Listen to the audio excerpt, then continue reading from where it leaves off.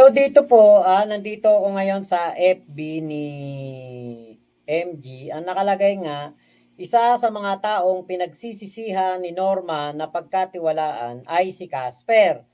Good choice, Casper. Yan ang sabi niya.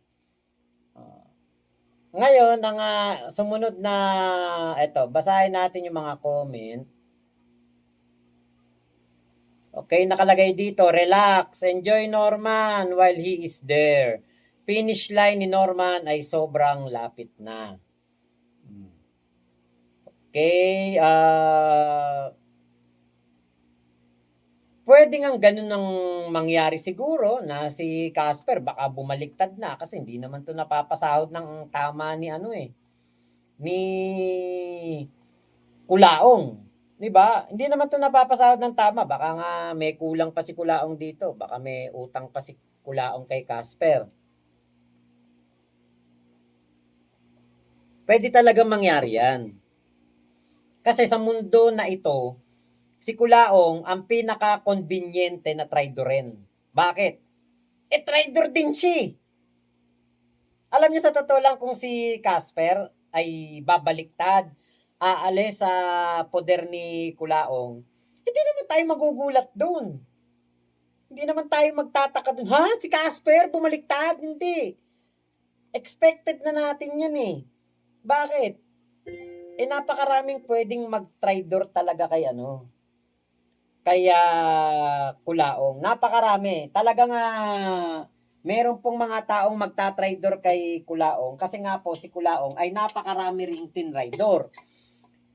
Ultimo nga mga nanay, mga mamis na tumulong sa kanya para siya'y makalaya, para siya'y mabuhay hari doon sa pag-BBIP sa loob ng BJMP. Kung yun nga mga taong yun tinraidor niya. Oh, tapos si Casper hindi magta-traitor sa kanya.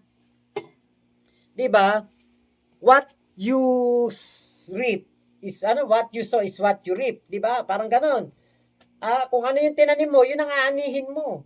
So kung yan man po ay mangyari kay Casper at Kulaong, yang sila po ay magkakahiwalay ng landas at si Casper ay maging anti-Kulaong, lalo pa. Nako, eto po eto. Kasi total naman nabanggit naman na ito ni Ate Ira nung nakaraan. Si Casper ay pinsan ni Igme Solis, ni Konsehal. Pinsang buo. Magpinsang buo po yan. Kaya etong si Casper, hindi rin siya pwedeng kakampi siya kay Kulaong. Bakit? Baka mamaya magkaroon ng kaso si Kulaong, no bail. Idamay ni Consel Igme si Casper. Naalala nyo noon, after na may mangyari kay Consel Igme, pumunta silang Isabela, silang dalawa. Paano kung kausapin ni Igme Solis? Kasi syempre si Casper, gugustuhin ba niyan makulong? Gugustuhin ba niya na makasama sa kulungan si Kulaong na hanggang sa kulungan, tuta lang siya? Hanggang sa kulungan, utusan siya ni Kulaong? Diba? Kaya ito nga yung naiisip ko. Kung sakali nababaliktad si Casper, good choice talaga.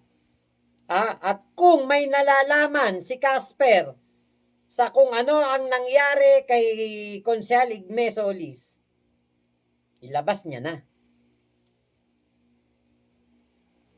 Huwag niya nang patagalin, ilabas niya na. Sabihin niya na kung ano kanya nalalaman. Kasi kung siya naman ay hindi willing magtapat kung ano ang nalalaman niya dito, kaya Kulaong tungkol sa nangyari kay Consel Igme. 'Di ba? Si Kulaong patapon na buhay. Si Casper kahit papaano may pag-asa pa to sa buhay. Saka nakikita natin si Casper may pagka-komedyante. May pagka pagka maharot, makulit sa SOCMED. Nakikita naman natin, 'di ba? Eh, si Kulaong wala, eh, walang talent si Kulaong. Ito si Casper kahit papaano may pinapakita siya na, witty side niya. Hmm, may pag-asa pa siya. Para sa kanyang mga anak, para sa kanyang, kinabukasan, 'di ba, tama lang 'yun, umalis na siya kay Kulaong. Hindi naman siya napapasahod ng tama. Dinadamay lang siya sa kabulastugan, katarantaduhan. Ginagawa lang siyang utusan, ginagawa lang siyang aso. Oh, hindi worth it 'yun na ipaglaban mo si Kulaong o kampihan mo si Kulaong, 'di ba? Hindi worth it yung gagawin ni Casper na 'yan. Kaya good choice talaga kung aalis na si Casper diyan at kakampi dito kay Makagago. Malay natin baka magpa-interview kay Makagago. Yan ang abangan natin kasi yan ang magandang pangyayari na talagang sibak, talagang masisibak si diyan, si Kulaong. Yung talagang lugmok. Pero syempre, sasabihin ni Kulaong, wala yan, di ko kilala yan. Baka ganun ang mangyari. 'Di ba? Pwedeng sabihin ni Kulaong na yan, na tinulungan ko lang yan, di ko kilala yan. As usual, normal na Kulaong na katulad nung ginawa niya sa lahat ng kanyang mga nakasama sa akin, kahit nga yung mga mamis na maraming pera na naibigay sa kanya, sasabihin niya hindi niya kilala. Kay Kuya The Kings na hindi niya pinasahod ng ilang buwan. Baka, 'di ba, sinabihan niya din ng hindi niya kilala. Ganun din ang mangyayari kay Casper. Ay, hindi ko kilala 'yan. Nabayaran na 'yan nung kabila. Ganun ang sasabihin na lang. 'Di ba? Kaya yung finish line, malapit na talaga naman, yung finish line ni Kulaong. Dahil nga, eto nga yung natin, na sagap natin, 200,000, 300,000, tapos 3 million. Tapos no bail. Tapos kay Yulen, meron siya sinabi, 1 million sa Cebu. May sinabi si Yulen dyan. 1 million sa Cebu. Oh.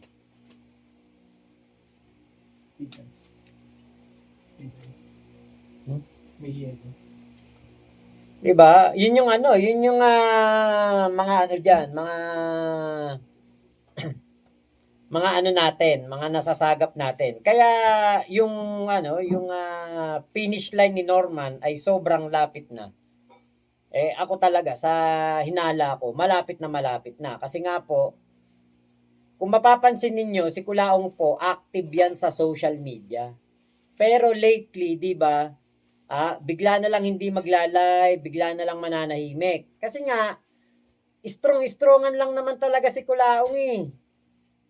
Wala naman kasing sumusuporta diyan na tao o yung merong tao sa likod niya na makapangyarihan. Wala. Mga tropa-tropa niya lang sa kasino, yun lang ang kanyang sandigan. Katulad niyan si Alex Pabella, kaya lang magkakalamat na yan yung samahang Alex Pabella at Kulaong. Dahil po sa isiniwalat ni Yulen Marcos na meron nga daw pong skandal etong si Kulaong na ang direktor at ang nagplano ay walang iba kung hindi etong si Alex Pabella. Yan ang abangan natin, ang awayang Alex at Norman. Pero si Norman kasi, ako, tingin ko talaga kakapit diyan si Norman kay Alex pa. Baka hindi pa niya ito aawayin ngayon o hindi pa niya to kakalabanin ngayon kahit nalaman niya na yung ganyan na may planong hindi maganda sa kanya si Alex Pabella. Baka hindi pa po. Kasi hindi pa niya kukumprantahin to. Pero mawawalan na ng tiwala. Kasi kailangan pa niya si Alex eh. Dahil sa hinala ko nga din, na etong si Alex Pabella ang pinanser ni Kulao ngayon sa mga kaso-kaso. Kaya po, malakas ang loob nitong si Kulaong na magsabi na kaso, walang problema magkakaso, I can do this all day, all night. Dahil nga po, may pinanser si Kulaong sa pagkakaso. Yan. So, kung sa posibilidad, pwede talaga na mangyari na magkahiwalay talaga si Kulaong at si Casper. Hindi po malayo, hindi malabo, pero pwede talagang mangyari. Okay, Kuya Erwin, Mac, time frame ang tingnan natin. Baka nakapag-late na lumabas yung audio, nauna na yung bembangan. Dapat nandyan na yan sa ano, may mga, kasi kapag pinakalat yan, kunwari, pinakalat, may mga magpapasa na ng link niyan eh. Uy, ito yung ano ni video ni Kulaong. May kasamang walker. Nawawala po internet dito sa work kainis, sabi ni Ate May Noble. Mark Olmond, ayan, mukhang matagal nang bumaliktad si Casper, di lang nilalantad ni MG. Pwedeng gano'n, no? Para makakuha ng ng info pa kay Kulaong, di ba? Hoy, it's Kulaong time na pala. Shoutout pala, Sir Lods Mac. Yan. Kuya G, hello po. James Can, hello Miss Mengo, yan ang pagkakamali ni Kulaong. Ginutom niya, ahas niya. Kaya ngayon, tinutuklaw na siya. Yun ang Yun ang talagang niyan. Okay, baka tampo-tampuhan si Casper kasi hindi matulungan ni Kulaong magbenta ng taho. Ng taho. Okay, Kuya G, baka madamay si Casper dahil kay Kulaong. Yun nga, kasi magpinsan yun, si Igme, saka si si Igme at si Casper, magpinsang buo. Oh. Alam naman natin, blood is thicker than water. Oh, di ba? Okay, may talent si Kulaong, mangloko, mambudol, magmukhang kawawa at paawa sa live, sabi ni Kuya Henry. Saka yung magmangmaangan, magtanga-tangahan na kunwari hindi niya ginawa yung mga kasamaan.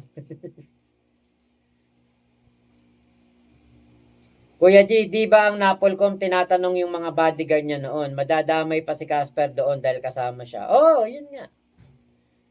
Baka makakasuhan din sila dyan. Kuya G, sana nga makmak dahil magpa-interview si Casper, patay si Kulaong. Ate Ira, nabudol si Casper sa exchange deal nila ni Kulaong, kaya tama ka. Mag-practice na dapat si Casper kumanta ng nasa tono, survival instinct.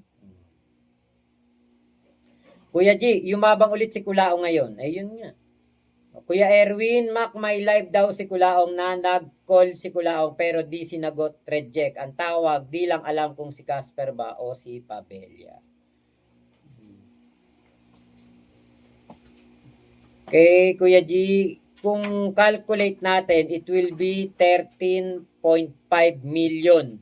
Dapat bayaran niya. Naku, laki naman nun. Shout out sa hindi mabasa ang pangalan.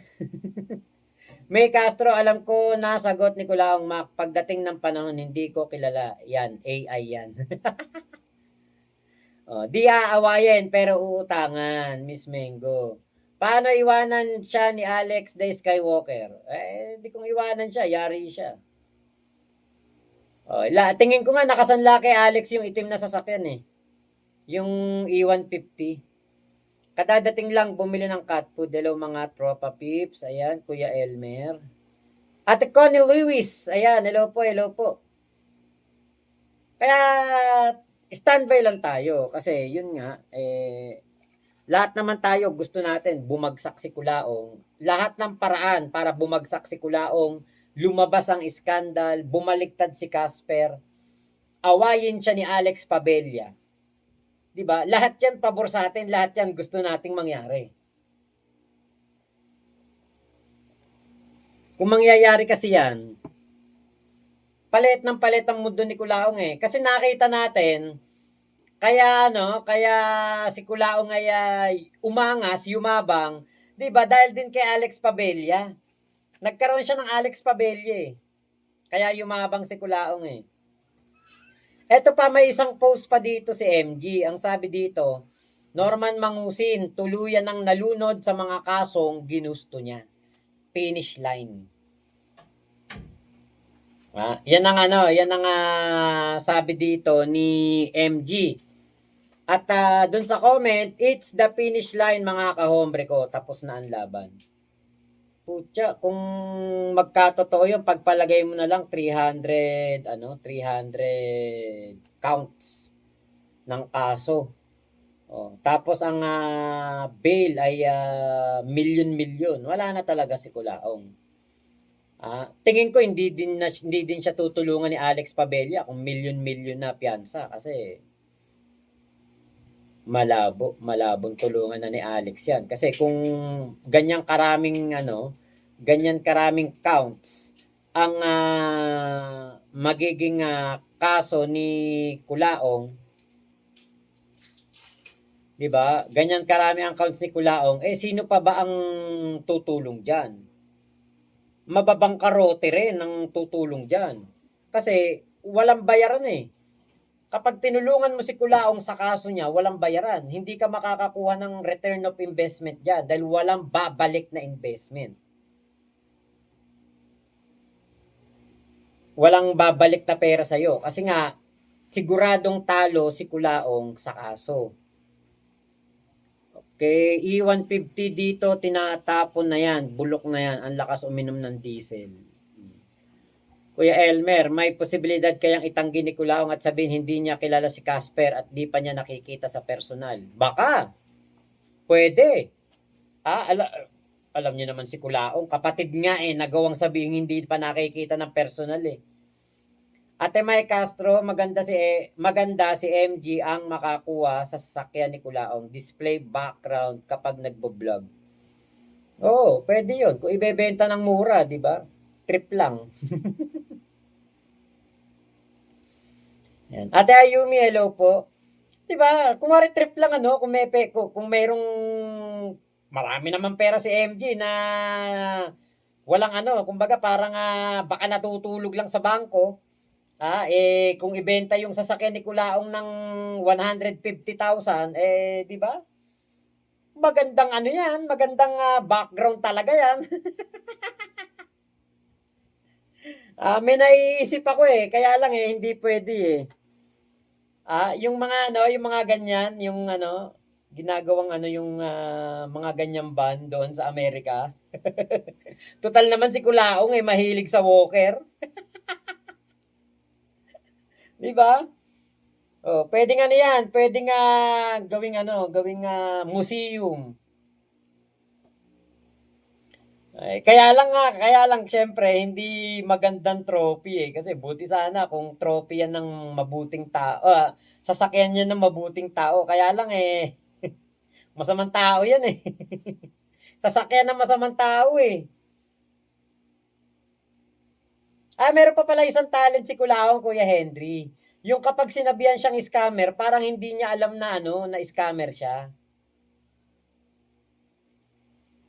Noemi ba doon, sa dami ng kaso ni Kulaong, na-amnesia na. Diba parang ganun parang ganun yung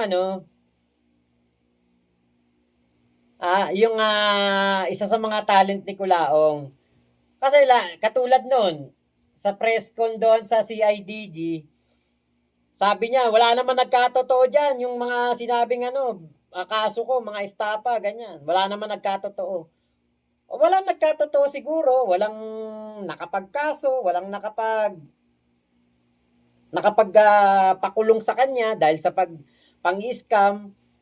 Pero alam naman nating lahat na meron siyang ginagawang pang-i-scam At yun napakagandang talent ni Kulaong. Bakit? Kapag tinanong mo siya tungkol sa scam, wala siyang alam. Dilata, pinipit-pit na yan dito. Dilata, yung lata yun Dumahak at suminga, most talented human being in the world. Ate Ira, spekulasyon ko lang tumak. Di ba may nagsabi si Crush ang testigo at tumulong kay Taho? Paano kung kinausap na ni Crush sila Taho na wag nang ireklamo si Casper? Basta tatayong testigo ni Crush si Casper. Eh yun nga, oo. Pwede, pwede. Malaking posibilidad yan natin.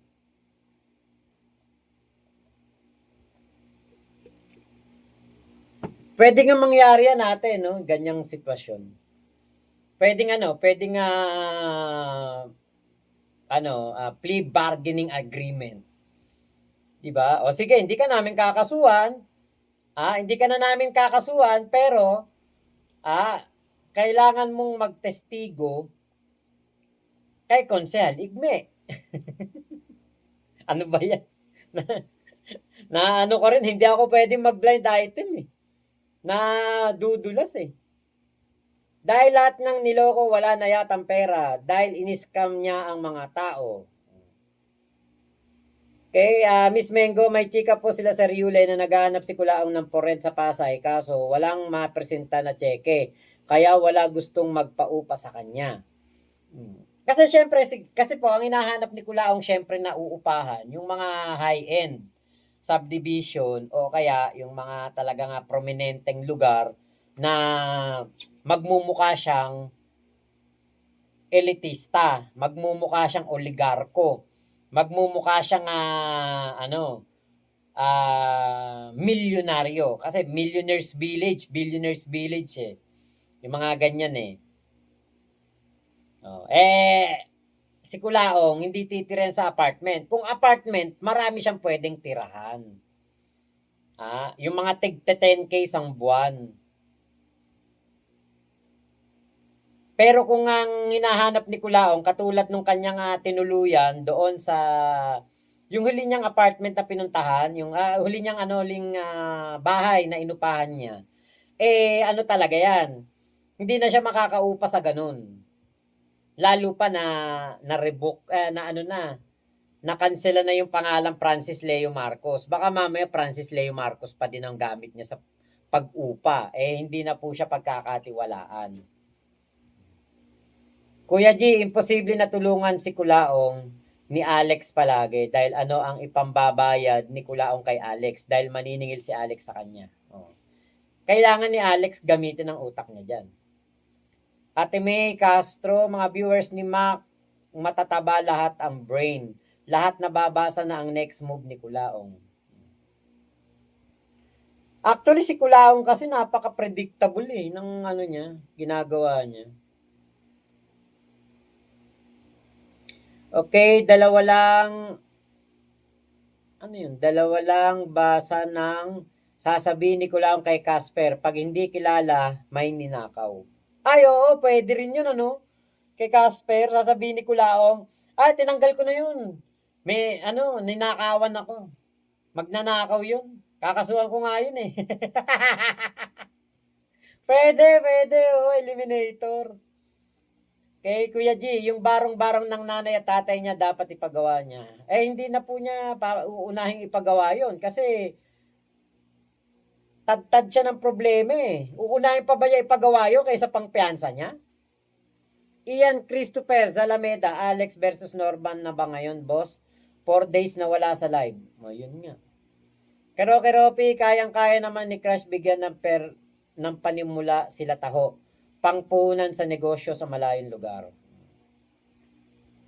Saka para kasi mas deserving na si Kulaong ang makulong kaysa kay Casper. Ako, mas okay na sa akin yun. Kung meron kung sasabihin hindi may nagawa rin kasalanan si Casper eh. Hindi, ako gusto ko talaga makulong si Kulaong. Wala na akong pake kay Casper. Baka nga magulat tayo, no? Sasabihin ni Kulaong, may magtanong sa kanya, boss, bakit hindi na namin nakikita si Casper sa live mo? O hindi mo na yata nakakasama si Casper? Ang sasabihin ni Kulaong, kakasuhan ko yun. Ninakawan ako, nawalan ako ng alahas. Diba? Pwedeng ganun ang sasabihin ni Kulaong. Okay, Tinim Palanditio, ang talent ni Kulaong gumawa ng mga kwentong imbento, dun siya expert. Yes. Kuya G, tama ka makmak dahil mahuhuyo na siya, ano pa ang ipapagawa niya? Yung pera, itipid niya, kundi madodonat siya sa huyo. Ay, madodonat na yan, tingin ko, kasi wala nang magbibigay ng lechon eh. Kita nyo, nung dating nilipat yan sa BJMP, hindi po nakalbo si Kulaong. Bakit? Ha? Hindi po nakalbo noon si Kulaong nung unang kulong niya nung panahon ng pandemya. Hindi siya naipakalbo dahil merong pong Alfa Romeo na nagbigay ng lechon. Meron pong Alfa Romeo na sumuporta sa kanya noon para hindi siya madonat. Pero ngayon, si Kulaong, ay, tsak na kalbo na naman yan pag naipakulong. Tapos, nako, lalo pag napunta yan dun sa lugar ng mga Sputnik, nako po, lugar ng mga,